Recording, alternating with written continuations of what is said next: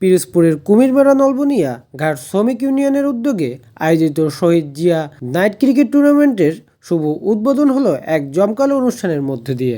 বৃহস্পতিবার বিকেলে ভেগুটিয়া ব্রিজ সংলগ্ন কুমিরমারা আবাসন প্রকল্পের মাঠ প্রাঙ্গণে এই অনুষ্ঠানটি ছিল খেলাধুলা এবং রাজনৈতিক আলোচনায় মুখরিত।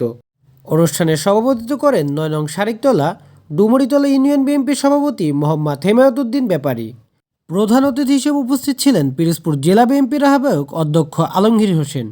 বিশেষ অতিথি হিসেবে উপস্থিত ছিলেন পিরোজপুর জেলা বিএনপির সদস্য সচিব গাজী ওয়াহিদুজ্জামান লাবলু, যুগ্ম আহ্বায়ক শেখ রিয়াজউদ্দিন রানা, পৌর বিএনপির সদস্য সচিব সরওয়ার হোসেন হাওলাদার, উপজেলা মৎস্যজীবী দলের সভাপতি তরিকুল ইসলাম নজিবুল, জেলা তাঁতি দলের সভাপতি মোহাম্মদ আলী, জেলা মৎস্যজীবী দলের যুগ্ম আহ্বায়ক আব্দুল জব্বার ভুট্টো এবং জেলা ছাত্র দলের সহসভাপতি মোহাম্মদ আলাউদ্দিন হাওলাদার এবং আরও স্থানীয় নেতৃবৃন্দরা। অনুষ্ঠানে বক্তারা বর্তমান রাজনৈতিক পরিস্থিতি এবং আওয়ামী লীগের সরকারের কথিত অন্যায় এবং লুটপাট নিয়ে আলোচনা করেন।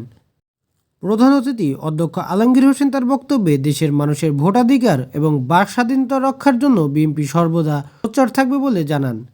তিনি দেশের উন্নয়নের তারেক রহমানের প্রদত্ত ৩১ দফা বাস্তবায়নের গুরুত্ব তুলে ধরেন। আপনাদের আবার লড়াইয়ের মাঠে নামতে হবে, হয় ভোট নহলে রাজপথ।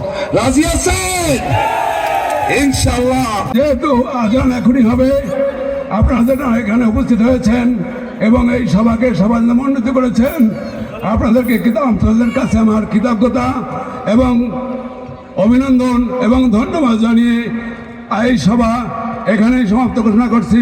আসসালামু আলাইকুম, বাংলাদেশ জিন্দাবাদ, সবাইকে ধন্যবাদ। অনুষ্ঠানের শেষ পর্যায়ে প্রধান অতিথি শহীদ জিয়া নাইট ক্রিকেট টুর্নামেন্টের শুভ উদ্বোধন ঘোষণা করেন। স্থানীয় বিএনপি এবং অঙ্গ সংগঠনের নেতৃবৃন্দদের উপস্থিতি এবং টুর্নামেন্টের জমকালো পরিবেশের এক মুখরোচক দিন কাটায় সবাই। দৈনিক আজকের বাংলা .net